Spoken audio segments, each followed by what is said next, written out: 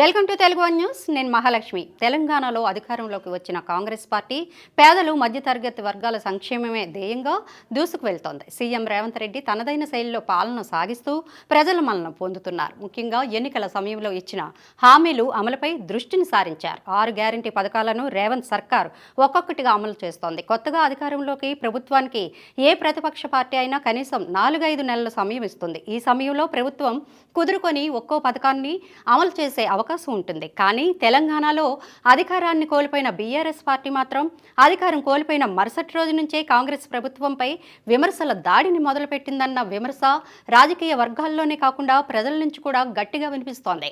విద్యుత్ సరఫరా విషయంపై బీఆర్ఎస్ నేతలు కాంగ్రెస్ ప్రభుత్వంపై విమర్శలు చేస్తూ వచ్చారు. వాటిని తిప్పుకొడుతూ రేవంత్ సర్కార్ తెలంగాణ ప్రజలకు నిరంతరాయంగా విద్యుత్ సరఫరా అందిస్తోంది. ఫలితంగా విద్యుత్ విషయంలో బీఆర్ఎస్ విమర్శలకు చెక్ పడినట్లయింది. మరో 2-3 నెలల్లో లోక్సభ ఎన్నికలు జరగనున్నాయి. తెలంగాణలో మొత్తం 17 లోక్సభ స్థానాలు ఉన్నాయి. 2019లో జరిగిన ఎన్నికల్లో గతంలో అధికారంలో ఉన్న బీఆర్ఎస్ పార్టీ 9 ఎంపీ స్థానాలను గెలుచుకుంది. కాంగ్రెస్ 3, బీజేపీ 4, ఎంఐఎం 1 స్థానంలో విజయాన్ని సాధించాయి. ఈసారి లోక్సభ ఎన్నికల్లో కనీసం 12-15 స్థానాల్లో విజయం సాధించడమే లక్ష్యంగా కాంగ్రెస్ అధిష్టానం వ్యూహాలకు పదును పెడుతోంది. ఆచితూచి అభ్యర్థులను ఎంపిక చేస్తోంది. ప్రస్తుత ప్రభుత్వం అమలు చేస్తున్న పథకాలు, రేవంత్ సర్కార్ నిర్ణయాలతో ప్రజల్లో కాంగ్రెస్ ప్రభుత్వంపై నమ్మకం పెరిగింది.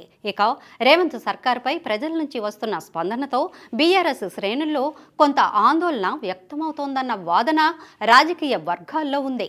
ఇక ఈ క్రమంలోనే కాంగ్రెస్ ప్రభుత్వాన్ని ఈరుకున పెట్టడం ద్వారా ప్రజల్లో కాంగ్రెస్ ప్రభుత్వంకు వస్తున్న మద్దతును బీఆర్ఎస్ అధిష్టానం అనేక ప్రయత్నాలు చేస్తున్నట్లు కనిపిస్తోంది. అయితే సీఎం రేవంత్ రెడ్డి ప్రతిపక్ష పార్టీ వ్యూహాలను ఎప్పటికప్పుడు తిప్పికొడుతూ కాంగ్రెస్ శ్రేణుల్లో మరింత జోష్ని నింపుతున్నారు. తాజాగా బీఆర్ఎస్ నేతలు కృష్ణా జలాల నీటి వాటాలపై కాంగ్రెస్ ప్రభుత్వాన్ని ఇరుకున పెట్టేందుకు ప్రయత్నాలు మొదలుపెట్టారు. కృష్ణా నదిపై ఉన్న ఉమ్మడి ప్రాజెక్టులను కాంగ్రెస్ ప్రభుత్వం కేబీఆర్ ఎంబీకి అప్పగించిందని బీఆర్ఎస్ నేతలు విమర్శలు చేస్తున్నారు.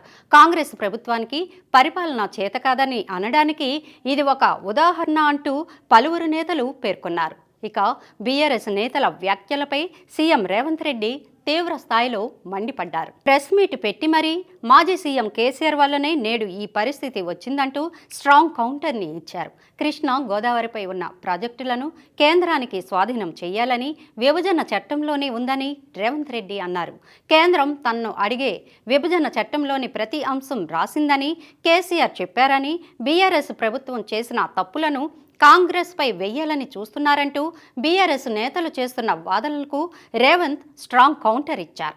కృష్ణా నదిలో 811 టీఎంసీల నీటిని ఇరు రాష్ట్రాలు ఎలా పంచుకోవాలనే దానిపై కేంద్రం కమిటీ వేసింది. ఏపీకి 512, తెలంగాణకు 219 టీఎంసీలు ఇవ్వాలని ప్రతిపాదించారు. దీనికి అప్పటి సీఎం కేసీఆర్ అధికారులు అంగీకరించి సంతకాలు చేశారని రేవంత్ బహిర్గతం చేశారు. కేసీఆర్, హరీష్ రావు నీటిపారుదల శాఖ మంత్రులుగా ఉన్నప్పుడే ప్రాజెక్టులను కేంద్రానికి అప్పగించారు. ఇప్పుడేమో కాంగ్రెస్ ప్రభుత్వం కేంద్రానికి ప్రాజెక్టులను అప్పగిస్తోందని అబద్ధాలు చెబుతున్నారని రేవంత్ ఫైర్ అయ్యారు. రాయలసీమ లిఫ్ట్ ఇరిగేషన్ ద్వారా రోజుకు 8 టీఎంసీలు తరలించడానికి ఏపీ సీఎం జగన్ ప్రణాళిక వేశారు. అందుకు కేసీఆర్ అనుమతి కూడా ఇచ్చారు. 5న మే 2022న ఈ మేరకు జీవో ఇచ్చారని రేవంత్ రెడ్డి చెప్పారు. ఈ సన్నాసి రండా జగన్మోహన్ రెడ్డి తెలంగాణలోకి వచ్చి నాగార్జున సాగర్ ప్రాజెక్టును ఆక్రమించుకుంటే నోట్లకెళ్ళి మాట వెళ్ళలే.